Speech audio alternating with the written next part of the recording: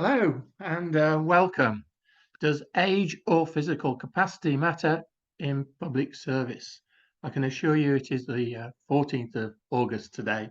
If you saw the wrong screen, we apologise. Well, welcome from me, Michael Scott in Oxford, the UK, and from my joint convener, Sanford J. Ungar in Washington, DC, to this, the 46th jointly promoted event between the Future of the Humanities Project and the Free Speech Project. The latter is sponsored by Georgetown University and the former by Georgetown's Humanities Initiative in association with Campion Hall, Oxford, and the Las Casas Institute for Social Justice at Blackfriars Hall, Oxford. Together, the two projects consider issues concerning human dignity, rights, cultures, histories, traditions, and freedoms in a wide spectrum of educational activity, policy, expression, and aspiration. In a moment, I'll hand over to Sandy, who is the director of the Free Speech Project. He will introduce today's distinguished guests and moderate the ensuing discussion before I return to chair the question and answer session. From the start, you can type in questions to the panel by using the Q&A button at the bottom of your screen. Please use the Q&A button and not the chat button. These questions will come to me during the session and I will try and put them into the panel to consider later on. We urge you to ask questions as and when they occur to you so we don't have a bottleneck at the end. I'm looking forward greatly in this electoral year and very important electoral year to this discussion. Over to you, Sandy. Thanks very much, Mike. Yes, the UK has already done its share in this important electoral year, and the American turn is coming up along with many others around the world, which does make this a timely topic. We have a wonderful group of people assembled today to discuss this. I would introduce first John Battle, a former Labour Party MP in the United Kingdom, representing Leeds West. Now I think nominally retired from politics, but still very much involved with affairs of state and questions like this.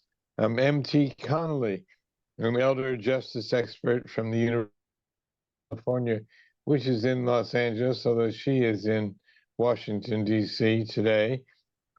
She is a legendary term, a MacArthur Foundation Genius Fellow, for her efforts to sort out the questions of how to make longevity more joyful, gentle, and just for people of all ages. We're also joined by Richard Thomas from Wales, who has been a member of the Wales Career Board and since February 2020, and very much a person involved in evaluating whether people are qualified for the jobs that they hold or are about to be named to, and whether there are any issues. I want to start with the most obvious place, MT. The United States, in a very short time ago, a month ago or less, was faced with this question of whether one of the two principal candidates for president of the United States was capable of carrying on his campaign because of a particular debate performance that President Biden had.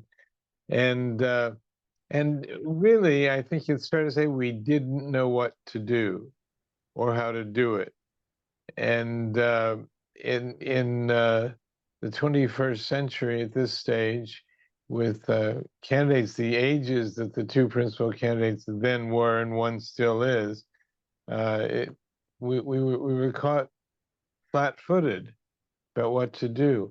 So if you could sort of take the larger view of this and talk about Western democratic societies for a moment and how ready we are to make some of these very crucial and worrisome judgments. Well, first, thanks so much for having me, Sandy, and all. it's sort of shocking to me how flat-footed we are when it comes to aging, because the aging of society and the changing demographics are no surprise. In 1900, Americans lived an average of 48 years, and by 2000 and still today, it's an average of 78 years. And in the UK, you're a little ahead of us with an average of about 80 years, I think. And so, you know, in a sense, our aging politicians reflect an aging society. Of course, we've always, you know, I mean, Cicero was writing about aging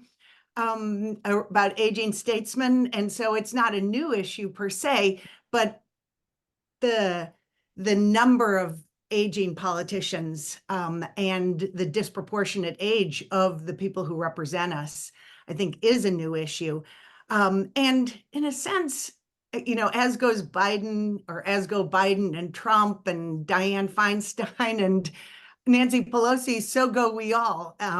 And one of the issues is that we don't want to think about aging really in any sort of integrated way. And, you know, I've tried to write about this, but we're very unprepared for all aspects of an aging society, whether it is issues of care or the economy or issues of governance. And so I think it's fantastic that you're having this conversation. And, you know, it's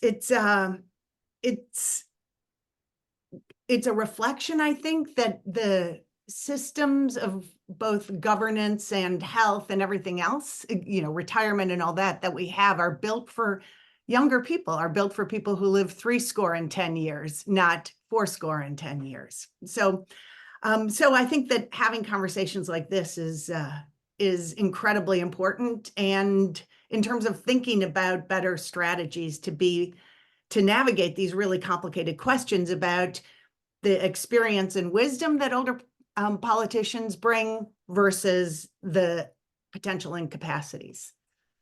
Thanks, MT. John Battle, I want to ask you, don't forget to unmute. There you go. In the UK, how are these things handled differently? The Labour Party has had some turnover in its leadership in recent years, more than once. And how do you, what are the signs and what do you do? And not just for who's fit to be prime minister, who's fit to be the you know, the local council member or the milkman for that matter. You know, how do we judge physical, mental capabilities for people to do their important jobs? Wow, and not very well. And in a way, I think it ebbs and flows. I mean, at the present time, I think the biggest after the election, the biggest challenge that has been around for some time and that's merging is the relationship between generations, intergenerational questions. In the last Parliament of the Conservatives, there were great questions that pensioners did really well, and it was the young that were left out. We've now got a new government, and one of the first acts was to reduce some of the funds for pensioners, and suddenly there's a great row again whether the pensioners are being hit and not the young. And that question of who benefits, and the reason for the row at the present time after the new parliament's been elected is Keir Starmer's 61, but the average age of his cabinet is down to 47, which is one of the youngest, and the MP group of the 651 MPs is also a younger group than we've ever had in history.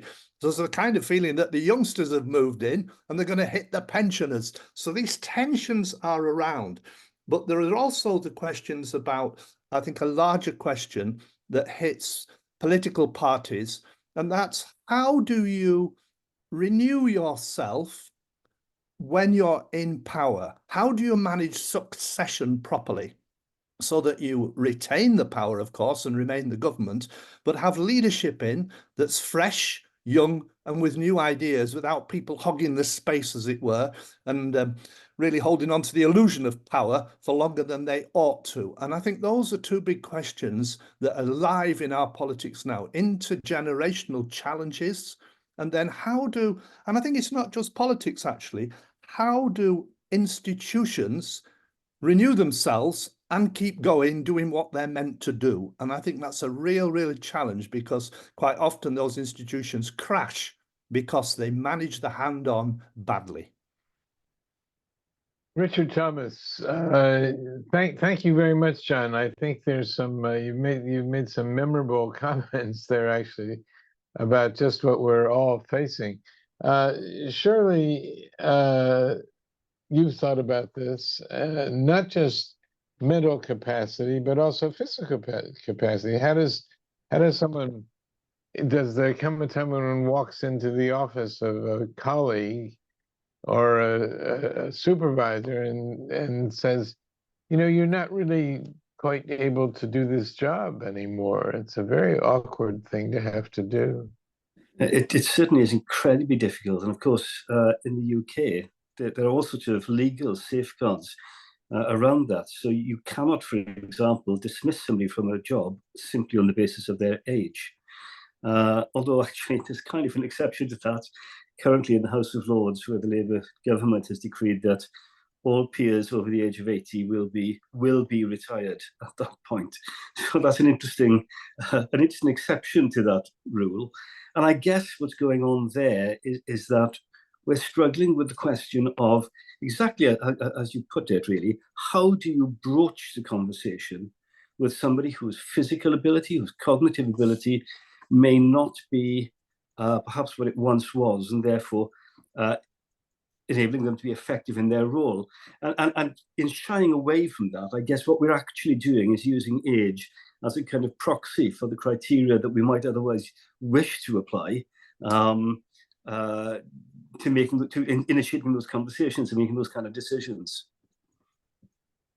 I wonder whether one of the basic questions isn't for everybody, who gets to decide? Who gets to make crucial inputs into this?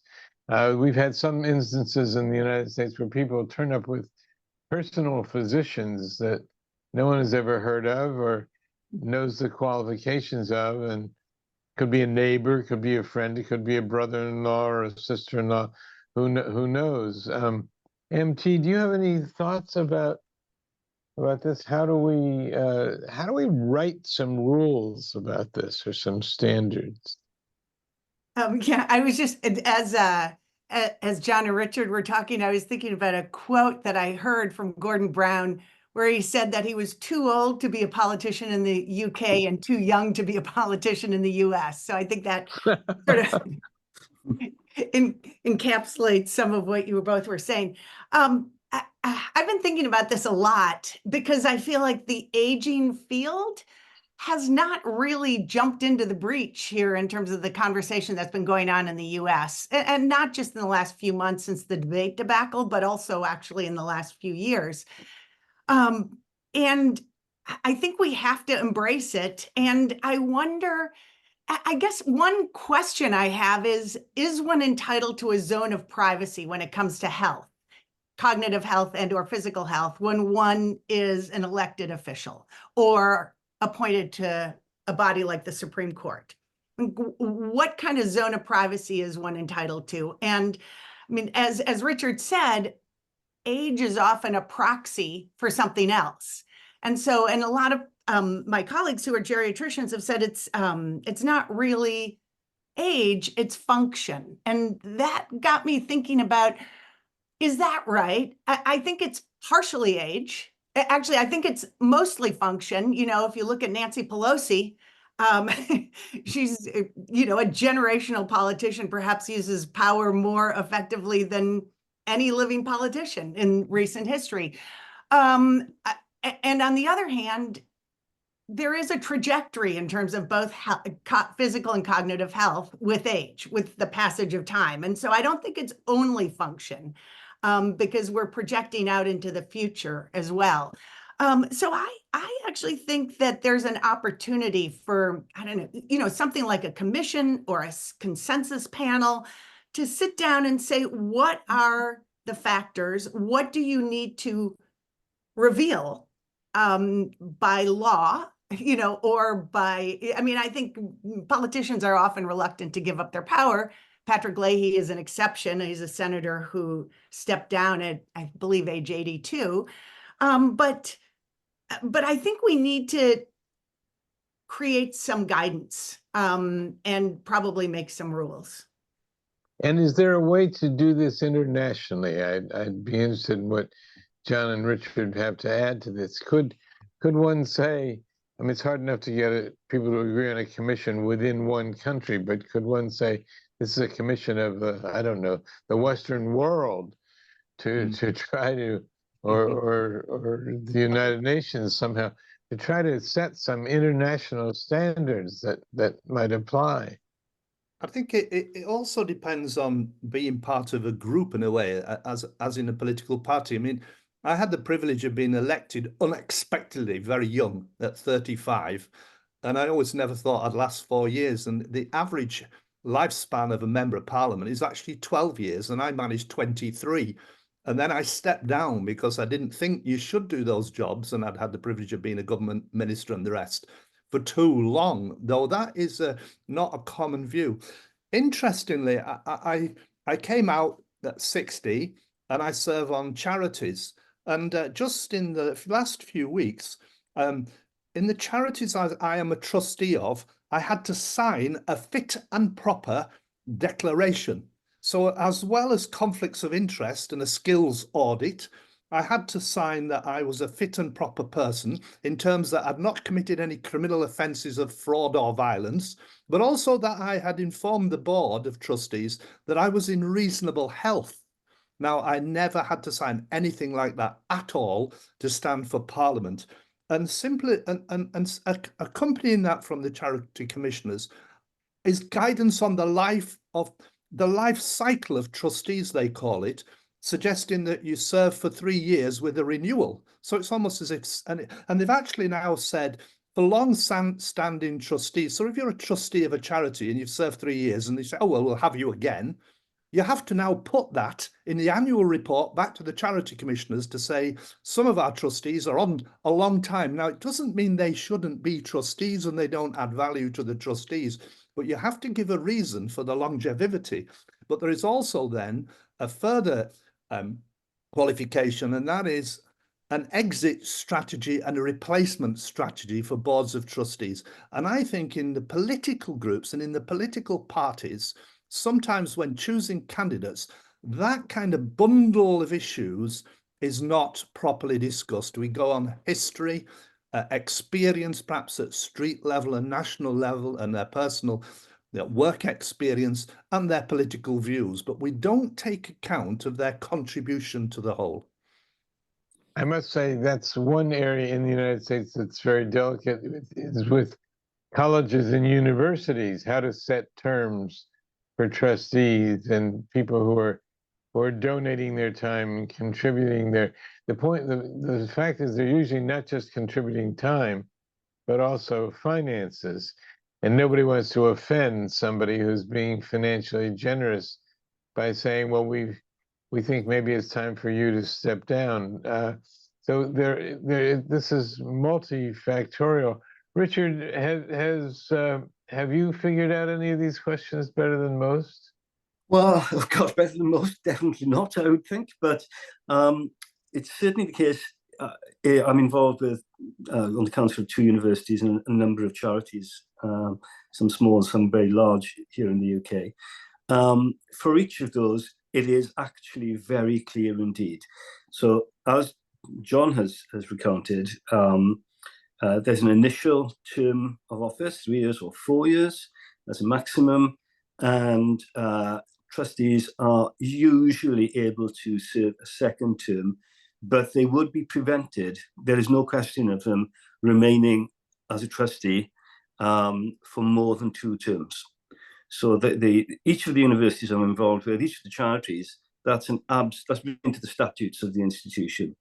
So there is a cut-off after whatever the maximum period is, 6 years or 8 years, depending on the status of the particular institution. One of the things that does strike me, however, is that I was talking to a young man recently on a train, a young African man who came to study in Swansea, and he remained, set up a company, he's very successful. And he was talking to me about public service. He was very interested in becoming involved in public service. Now, he was about early 30s, early to mid 30s. And he said to me, of course, what you really want is lots of retired directors on your boards. And I said, well, actually, no, we do want some people like that. But that means you only get one kind of perspective. And the challenge for us with some of the boards that I'm on now is to find people who bring more diverse perspectives, not only from ethnic or cultural backgrounds, but also in terms of relative age or youth, to provide a broader range of perspectives. And I wonder if maybe there's a supplementary question to the question we've posed here, which is how do we best enable people of different ages and abilities to contribute to public service? I think that's the question that perhaps we're starting to wrestle with a little more here in the UK. Go ahead, MT, please.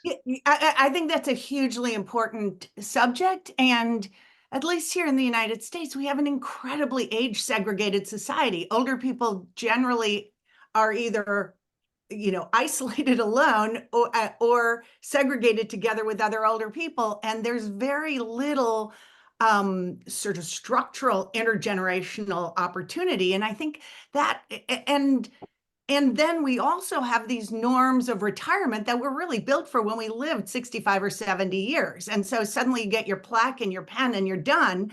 And we don't really have good off-ramps to meaningful next acts, and we don't think about them properly in advance. And I think that is really important when we're thinking about politicians too. If there were an honorable alternative, on the federal bench, there's something called senior status, where the judges still can sit on cases, et cetera, et cetera. But if we really thought about how do we still benefit from what the older politicians bring in a way that is recognized and respected, and there's dignity attached to it, as opposed to sort of this vicious ageism of like, get out of the way. Because I think, as you imply, Richard, there's a lot of benefit to intergenerational activity. And actually there's a sort of a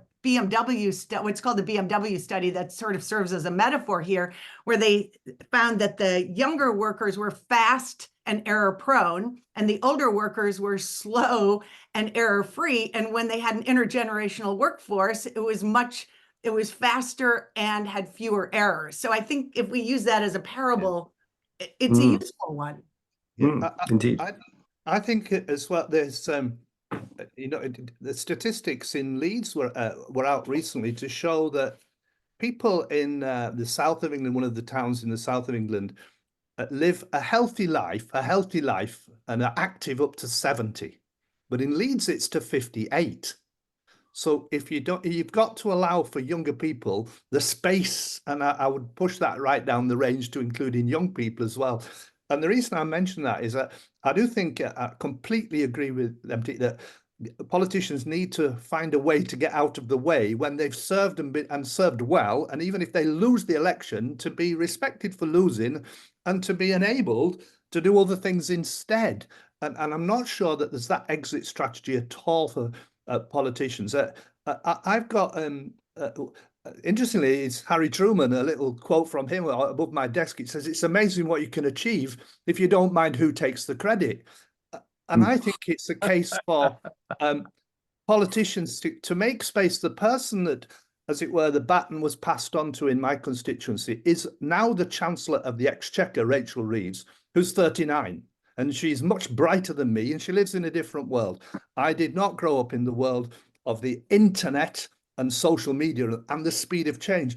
I went to the Apple shop to get the machine I'm talking to you on, and we had a discussion about the difference between old men like me, who might have conferred wisdom, or was I really synonymous with built-in obsolescence because I wasn't keeping up with the technology? And I think keeping up with the pace of change and technology as we move into the digital landscape is a massive question as well. It's personal as well as societal. John, I want to come back to this notion of whether it's the people in the shops who have to pick up we'll have to notice who's no longer quite as capable, or if there might be some other body created. But I don't want to let go of the fact that the productive average time in Leeds is 12 years shorter than people in the south of England. And that's a very dramatic statistic. And what is the explanation for that? And Richard, I'd be interested in what the comparable statistic is, if you have a sense of it, in Wales. But go ahead, John. Well, I think it's health. It is the nature of the shift from post-industrialization. It is the changing demographic of the population. So we've challenges in the north that are not the same, for example, in the Greater London region. And it means that people are not as healthy. There's a health divide in the UK.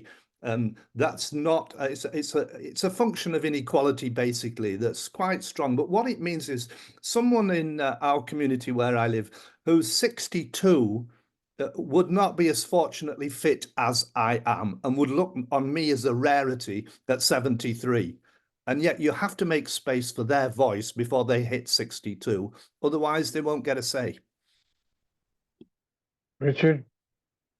I don't really have the sense of that accurately for Wales. I think the population in Wales, in common with the rest of the UK, we're tending towards an aging population overall. I think our health performance is actually below average compared to the rest of the UK. There was an interesting study done in the UK recently as to perceptions of old age. And when they talked to younger people, that is people who are below the age of 40, they thought old age began at the age of 67, which I'm greatly encouraged by, because that means I'm still middle-aged. But when they spoke to people who were in their 60s, their perception of old age was that it started at the age of 71. So the whole notion of old age is, in fact, it's not a fixed point. And our perceptions will change, perhaps, not only as we age, but in terms of our social conditions and economic conditions and so on. It's a very complex picture. And one of the things that we assume, of course, is that with age comes experience. And experience is often taken as another proxy, I suppose, for wisdom. But that's not necessarily true, is it? I mean, we've demonstrated that in our political circles in the UK quite recently, that experience does not equate to wisdom necessarily. And so the kind of veneration one might wish to have for old age is sometimes, I think, a little rosy tinged. If you understand what I mean? MT, before you reply about this experienced wisdom conundrum, do you think there are dramatic differences in the United States, like the one that's just been described in the United Kingdom?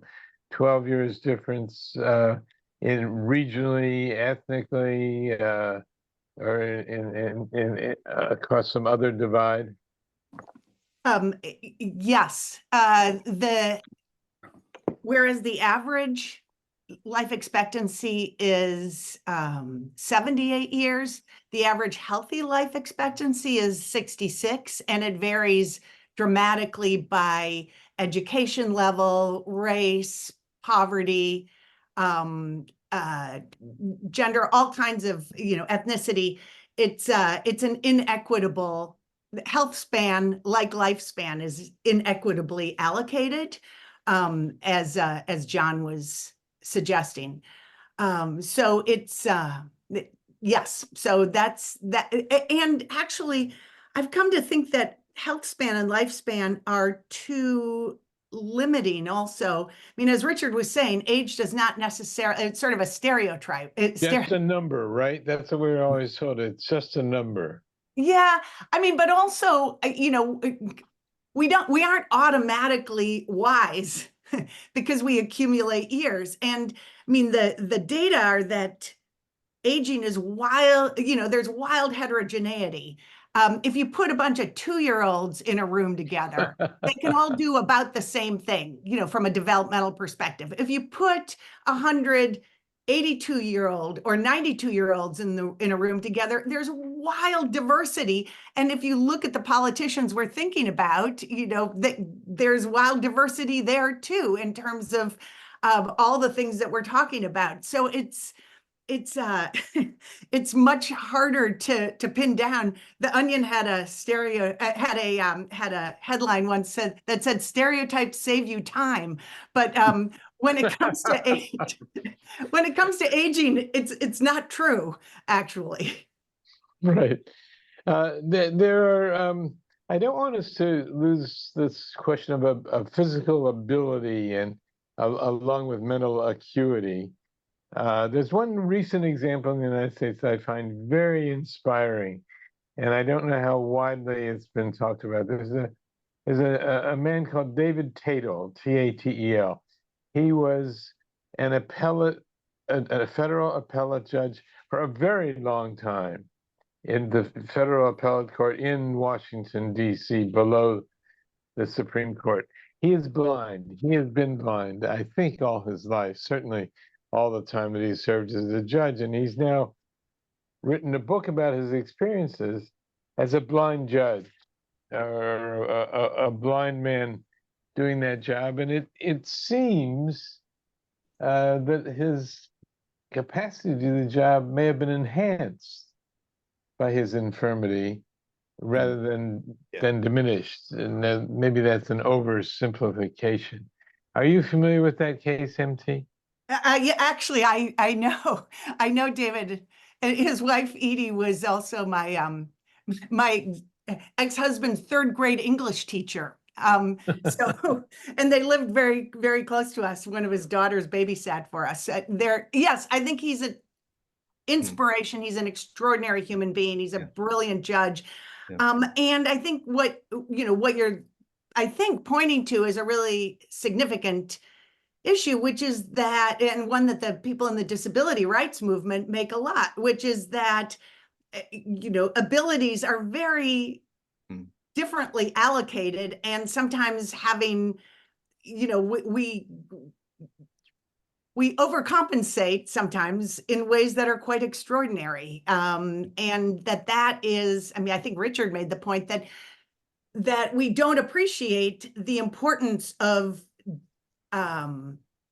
really diverse abilities and the different perspectives that are brought. And I think that's really important when you think about complex systems that are involved in governance, whether it's a parliament or a Congress. These are unbelievably complex systems. And so having a lot of different types of experience and minds at a table and capacities is even more important than in other kinds of less complex systems. We had a brilliant example in the British Parliament in the Blair government with a very good friend of mine and colleague, David Blunkett, who was blind from birth. He was told he was going to be a piano tuner for life and went to a special school to train to be a piano school. He led the Council of Sheffield here near us in Leeds in the north of England and became a cabinet minister and is now serving in the House of Lords. His memory is incredible. And I think that enhanced capacity that you mentioned, it was genuine for David as well. But I would just ask on a personal note, and it is a question around the performance of leaders. And that is, if you feel, and I am starting to, that it's a bit like if you're driving and you get to my age, you know that your reactions on the road, your physical reactions between your eyesight and your hands and the brake and the wheel, they're not as fast as they were when I was 25 to 35, now at 70. So I ask, are my mental reactions and my memory, and we need fast reactions in speech and memory in politics, are they as good as they should be to hold the ring? And sometimes I kind of feel, well, I can read a script into a teleprompter, but if I'm put on a panel and ask questions, I might not be as bright at all. And I think there are questions there about whether people will give anybody any leeway if they're not bright and sharp when they're at the top of politics. So far, so good today, John. Thank you for that. Richard, do you think yourself about whether there's a moment when you might need to step down from some things that you're doing? Do you worry? Do you think actively about these issues? I do indeed. I formally retired from working as a university leader about just before the pandemic struck us. But I'm not a gardening and golf sort of guy, so I got very involved in institutions as a trustee, as a governor, as a council member. And before taking each of those on, I really asked myself why I wanted to do it and what it was I felt I could contribute. So there was a lot of soul searching that went on before I accepted each of the invitations to do the things I currently do. And I kind of made a pact with myself to sort of conduct an audit, if you like, a self-audit every year, just to check on whether I genuinely feel that I could answer those same questions in a positive way. And I feel it, maybe this is to do with my Welsh conformist, non-conformist upbringing, I don't know. But I feel there's a kind of moral imperative there for me, really. I don't do these things for any pay. I don't do them for any sort of sense of self-aggrandizement. I've had a good career. I don't need that kind of ego massaging now. It's important to me to do these things that are meaningful. But in order to make them meaningful, I really have to be in the right place to do that. And so there's a kind of moral pact I've made with myself to undertake that audit annually to ask the question, could I still answer those questions positively in regard to this particular role? And I'm sure that the time will come when I will start stepping back. In fact, my role, my appointment on the Board of Careers Wales is a ministerial appointment, and I'm due to finish in 18 months' time. And I'm sure at that point, I will not seek to replace that role with another one. I think that's a very admirable process that you've engaged in for yourself.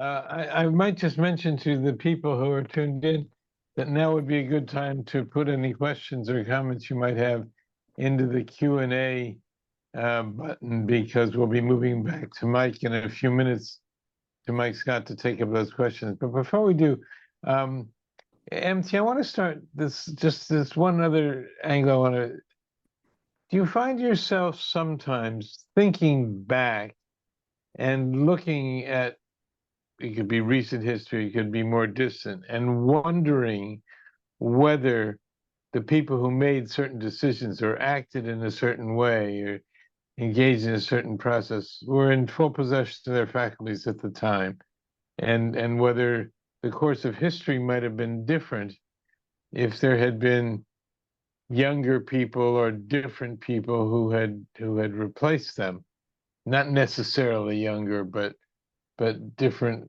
abilities. I think of well, I mean, this is an international thing. I think of Charles de Gaulle as one that because I was living in France and writing about French, the dramatic events in France at that time, many years ago, 55 years ago. But Ronald Reagan, the issue comes up. He was he could turn a phrase so well. He could, Mr. Gorbachev, tear down that wall, Mr. Gorbachev, etc. But some people wonder whether he was really at the top of his game his full time in office. And there are many others to think about that way. I wonder sometimes about Mrs. Thatcher. Was that an issue in the UK? Did she stay too long? And there's some. So, is this a useful field of inquiry, MT? It's certainly. I mean, I think the recent example of Dianne Feinstein is a unfortunate example in that regard, and the conversations about or debates about Ronald Reagan's second term. I mean, Strom Thurmond, a senator from South Carolina, segregationist, stayed in the Senate until he was 100. Apparently, one of his colleagues said that his will is stronger than his health. But going into I was thinking, John, when you were talking about signing a certification, sometimes you get to a point where you can no longer actually know whether the certification is accurate in terms of your own capacity, right? I mean, at some point, one is, the self-audit might be all fine and good, but perhaps one's capacity to perform a self-audit is no longer there. So I think William O. Douglas on the Supreme Court, that was, there are many examples, I think, of what you're talking about, Sandy, and important ones to bring back, although they go back to ancient times. They're just going to keep accelerating, I think, now, given the demographics.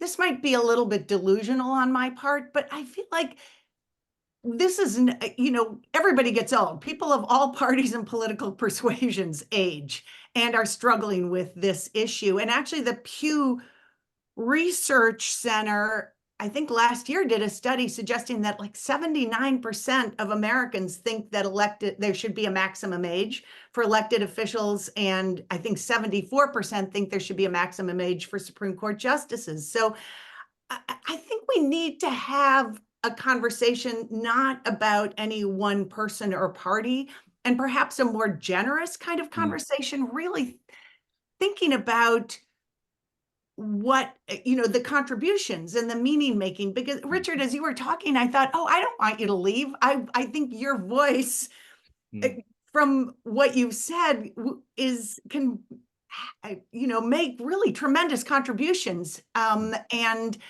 we are too inclined, I think, to, there's tremendous ageism. I mean, it's this weird paradox, right? Where older people have disproportionate electoral power, power in governing, and wealth, and yet also old and proud is not a thing. All of us are horrified by the idea of aging, and culturally, there's a lot of shame and fear and even disgust associated with it. So it's this strange paradox that actually, I think, taps down our the ways, sort of the paths for contribution, which really we have not done a good job of cultivating, including in political life, for example, mentorship and that sort of thing. So I think if we combine some sort of national conversation about both doing a better job at figuring out how to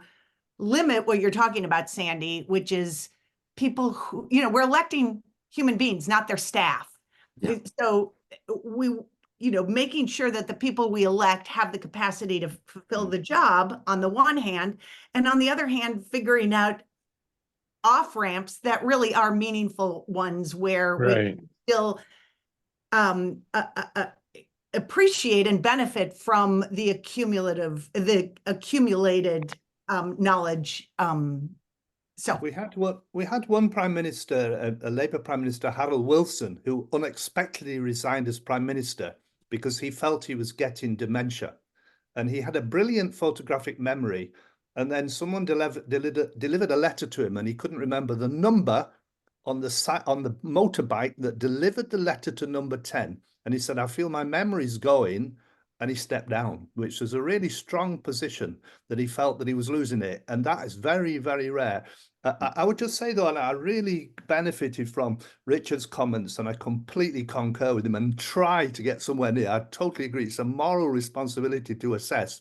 But perhaps, I'm blessed with a wife, a family, and grandchildren, and they, if you have a group around you that help you do that assessment, it helps, doesn't it? And I think it's that you don't need to be personally limiting yourself or making your own self-assessment.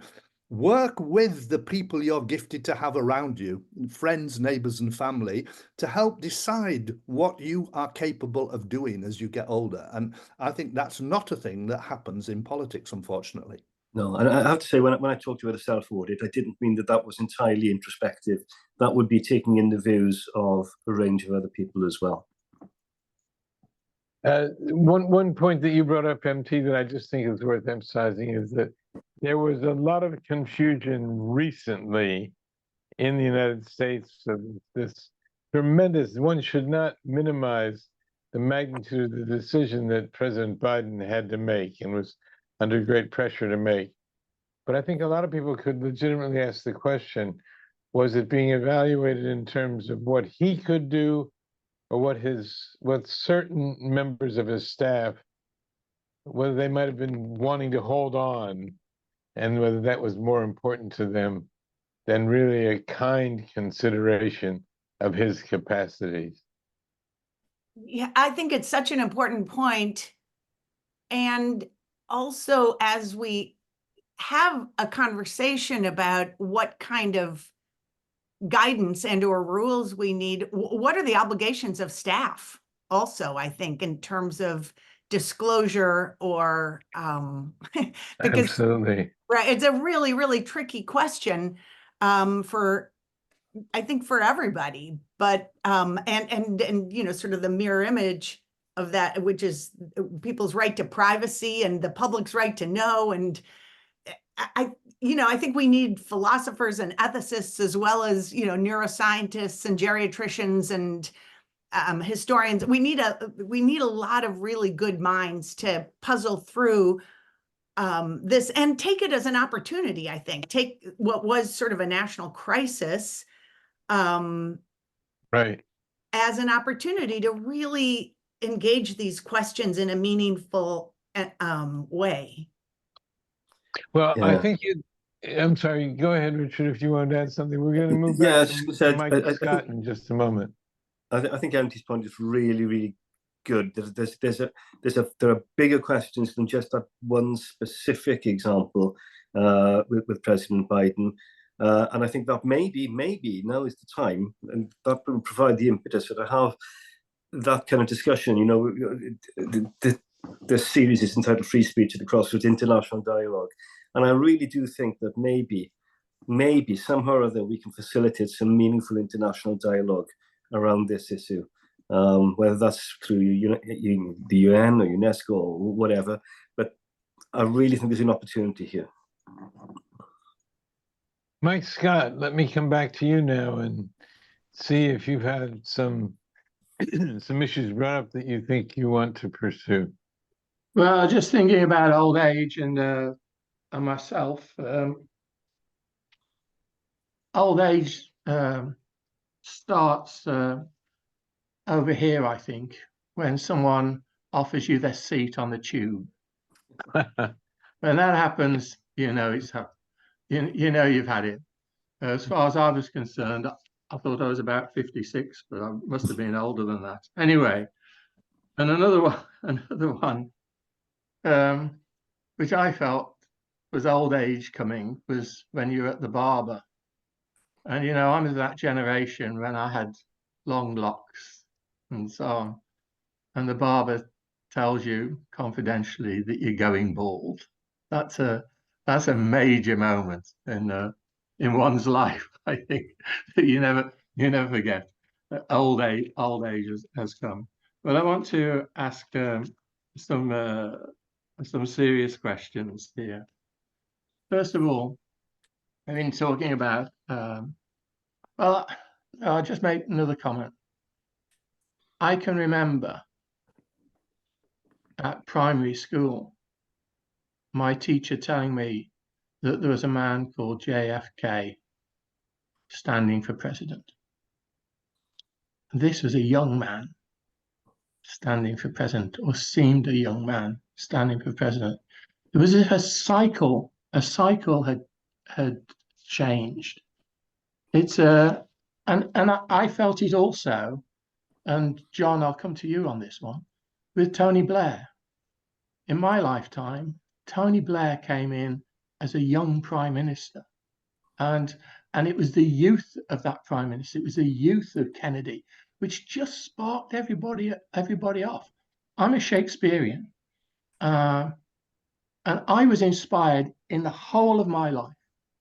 In 1964, when I saw a young actor called David Warner playing Richard II, and then in 1965 he played Hamlet, and he played it like my brother, who was at university and was 18, and I thought was the world of him, and he played with a long university scarf, and this old play was suddenly a play for youth, you know?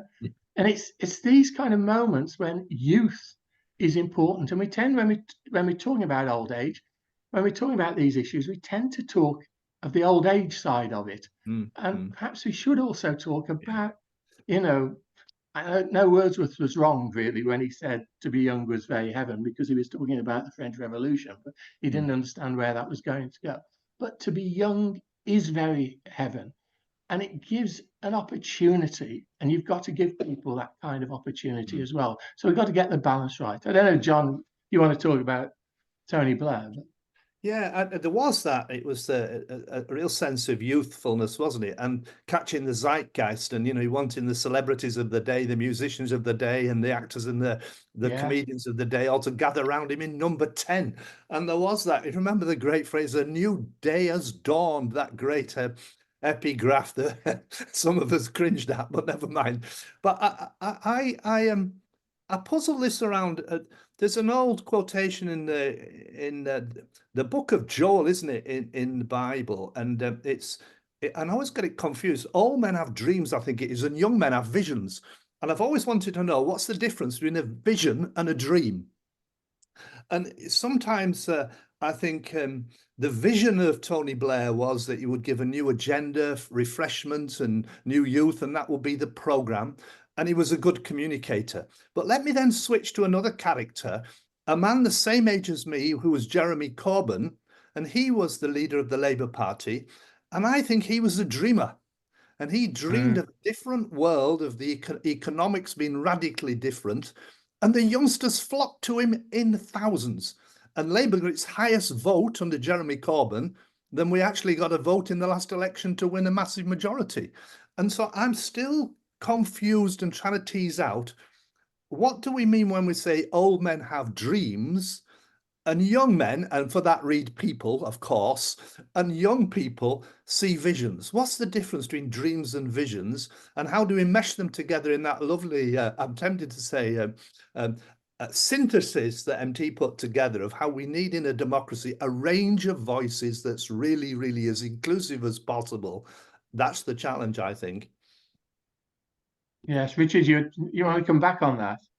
No, it's just echoing what I said earlier on. The question, one of the key questions, supplementary question for us, is how do we best enable the widest range of age and ability to contribute to public life in a meaningful way? So that exactly as John was saying now, and I think MT's really coming from the same place, really. There's another question that comes in on that, and it's, is there a difference between age and time served in a particular post? Do we get the two things mixed up? I think for me, the two things are not necessarily the same, but they are of course not unrelated. So you can't have, you could be quite elderly and serve in a post for a relatively short space of time, but it would not be possible to be very young and serve in a post for a very long period of time. So whilst they're not synonymous, there is a link between them. I think there's a question of, that word legacy. And I had the great privilege of serving for a long time in politics. I had the great privilege of serving as a government minister. I had the great privilege of being re-elected and not thrown out and been respected for it. And I kind of think, what is my legacy? I haven't written any books. I served the people as best I could. But I think the legacy is to open space for the next generation, not to have a monument stuck in a graveyard somewhere. So what would be my legacy? Not a great, a monument with my name on it, but would it be that younger people feel that they've got the space to express their views and be in dialogue with older people who really listen to them? And I find in our society at the moment, where I work as a volunteer now in the community, that the gap of people being unable to listen to young people is just too wide. And that then generates other kinds of problems, even including some recent ones we've had on the streets and between different ethnic minority communities, because the young people don't think or feel they've got the space to express themselves, develop and grow. And I think that's the biggest challenge of all. So the question of a person's legacy might not be what traditionally it has been or it ought not to be. MT.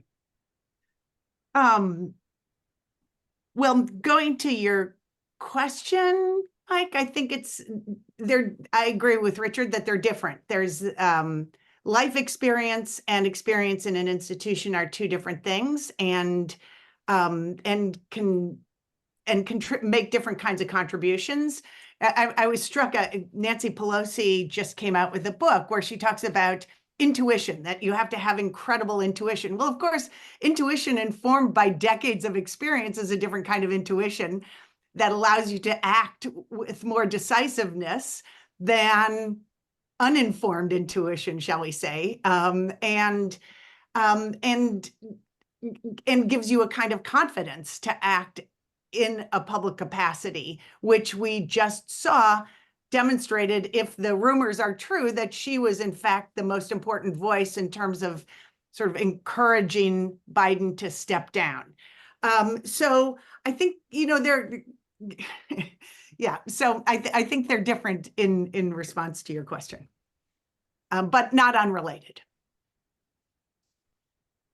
We go to another question. Is there a problem that people who are moving towards retirement have got the fear of a vacancy in their lives once they retire, and that there's a social problem here that there ought to be considered? John? In politics, I mean, I remember when, in the year that I first stood in '87, I was campaigning, and I went to campaign for a man who was in his 50s, who'd been serving for 10 years as an MP, and he lost his seat, and it was in another part of, it's over in Lancashire. And I got elected in Yorkshire, and I kept in touch with him. 3 years after he'd been elected, he died. And his wife told me that she compared it to a drip. He said politics was a drip in his arm, and when it was pulled out, he gave up.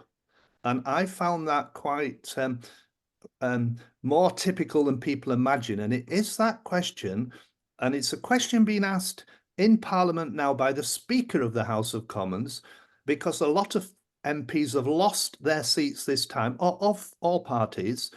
What do they do next? What's their next part of their personal journey? And if there's no encouragement from anyone and no advice from anyone, they can end up quite desperate. And that does worry me, that there's not an exit support structure, if you like, or advice structure or accompaniment structure. Because I did find in politics that politics is a bit like it's adrenaline driven. It's an addiction. And if that's your whole life without what Dennis Healy used to refer to as his hinterland of music and poetry, then you could get so absorbed in it that when you come out, you're lost. And I think that is a real challenge, where people do feel that vacant factor once they've been in politics. Speaking personally, I think I hinted at this earlier on. I retired at the age of 60. I was forced into retirement by the pandemic, actually. I was leaving the north of England to come back to Wales, and one of my old universities approached me about going back there. We were in the middle of discussing that when we went through the pandemic, and that was the end of that. And so I retired. But I couldn't possibly face a retirement of inactivity, of walking by the sea is wonderful. I'm able to do that every day, but there has to be more challenge and more stimulation than that. And also, it's not just challenge and stimulation for me, but a sense that I'm doing something that is meaningful for society, and living a life that was useful. There's a lot of philosophy behind that, of course. In Roman times, people were valued by what they could contribute to society. So that was very important to me in deciding to do the things I do. My wife tells me I've gone too far in the other direction, and that so this business of retirement, she says, You shouldn't be as busy as ever. It's just that nobody pays you anymore. So, which is not wrong. But for me, and it seems colleagues from the organisations I'm involved with think as well that I'm able to do something useful. And I remember an early conversation with a former colleague. He said to me, "Richard, you've never had so much experience. It'd be a great shame for that to go to waste." And I've never forgotten that. So hopefully that experience is useful for other people, and that's, I suppose, helpful for me then in leading a meaningful life. MT, yeah. Yeah, I think it's such an important question. I wrote a book that took me a very long time to finish, but writing the last chapter came as a complete surprise to me and really changed how I lived, because mostly it was about how to navigate the challenges of aging, but there is the way we've built our societies, are based on people who live shorter lives, 65 or 70 years, as opposed to often 80, 90 years. And having this period of often 2-3 decades where suddenly we're expected to just, take walks on the beach or whatever it is often not the way that we want to live. And actually, going to your point, John, the data about especially men who retire are not very good post-retirement. Like, the mortality spikes 2 years after retirement. And I think it has to do with that sense of identity and purpose being so rooted in work. And there's a lot we can do about this. If we start planning in advance and more effectively and say, okay, what do you want? More gentle and interesting off-ramps. Perhaps we don't have to work 4,000 hours a week or with the same degree of intensity, and perhaps with more flexibility, but most people still want to find purpose in how they spend their days. And that's something and there are a lot of people who can benefit from those contributions. And what we've done a really bad job of is matching up the capacity with the need. And I think that's part of this equation of planning in advance, understanding that a lot of people, myself included, want to keep contributing in some meaningful way. And what that looks like is maybe similar to what you did, maybe different from what you did. But we need to really think about these next chapters and planning for them, including in the arena of politics, but not exclusively. I mean, mentoring is a fantastic example. There's so much, there's so much potential benefit there that goes largely unrealized. Yeah, can we take that further? And I'll come back to you, Richard, from your experience. Being on a board, you often you're often wanting the succession planning being discussed on the board. But what do boards do about retirement planning for the person who's going to be leaving? Is succession planning a criteria that you should have, but is retirement planning also a criteria that you should have right from the start of an appointment? I think that's a very good observation, Mike, that there is not that retirement planning, exit planning for board members. We are at the moment, we are turning somersaults to try and attract more diverse board members, ethnically, culturally, in terms of ability, physical ability, in terms of youth and so on. We do all sorts of things there. We do, I'm involved in this personally, I absolutely agree with MT in terms of the role of mentoring. And what we are doing now with a lot more with public service positions in the UK is doing a lot more mentoring. And it's not just people who are appointed to the boards. What we're now doing is bringing people on board in a cooperative capacity to a particular committee, or we even have what are called board apprenticeships, where people join. They're not voting board members, but they attend meetings, they get the papers, they can participate in discussion. They're mentored by more experienced, established board members. So we're doing a lot around that. And unfortunately, at the end of your allotted, 3 or 6 or 8 years, whatever it is, you kind of fall off a cliff, and that's the end of that. I was thinking recently, a colleague on the trustee in the National Museum of Wales retired, an incredibly bright man, incredibly experienced, was well, he basically invented the Erasmus scheme, which you'd be familiar with, Mike, and he was Oh, I director know of who you state. mean. Yeah, yeah, You know, Howard Carey, well, yeah. massively able man. But when he finished, you know, and there was no opportunity other than very informally to meet him for coffee and that kind of thing. So I really think we could do a much better job of that. Even, you know, in universities, professors never leave. They become emeritus professors and they continue doing research or maybe a bit of teaching. You know, the old joke, professors never retire, they just lose their faculties. So maybe we need to think about that kind of emeritus trustee board member kind of thing that could bring so much value, I think.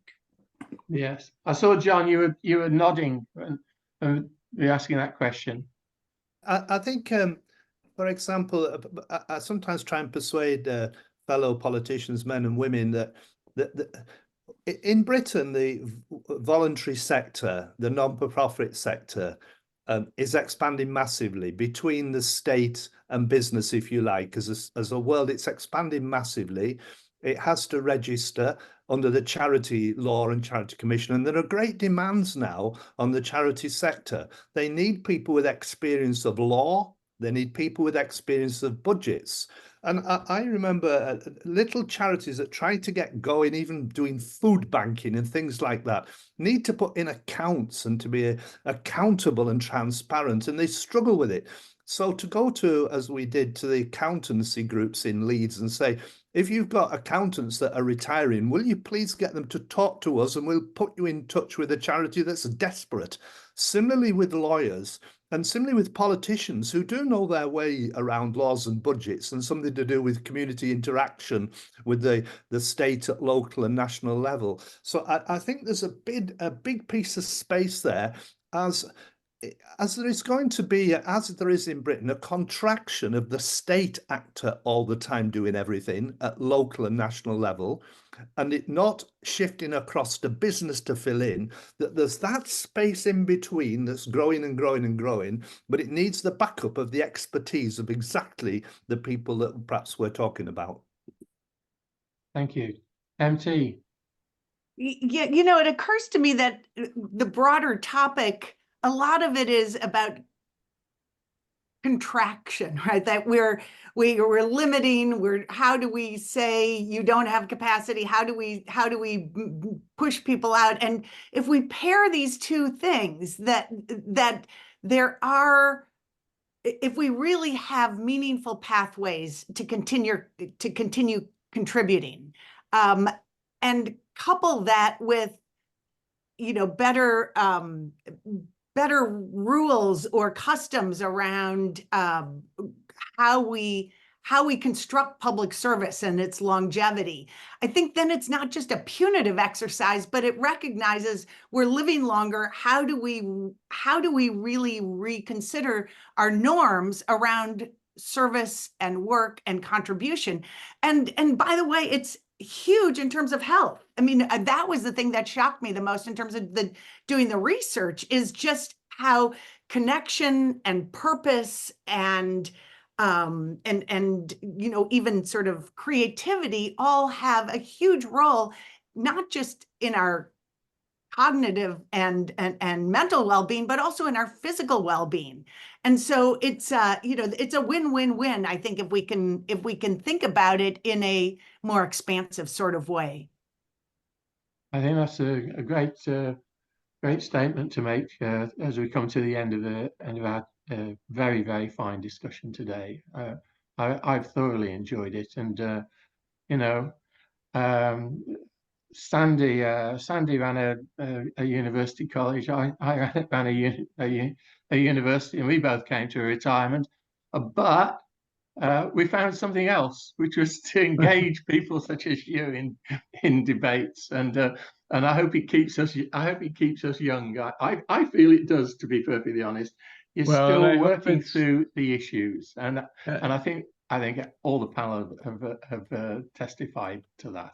Sandy, do you want to say anything else? Well, I just want to say I think it's also, I hope it's also bringing our experience to some of these issues and encouraging some younger people and different people to speak about them. This was a very constructive way to take the Biden situation and reach out from it and learn some other lessons and take some affirmations from it of where we need to turn. I want to thank everybody for joining this very good discussion. It's excellent to discuss this topic, not in crisis circumstances. So that was a major step.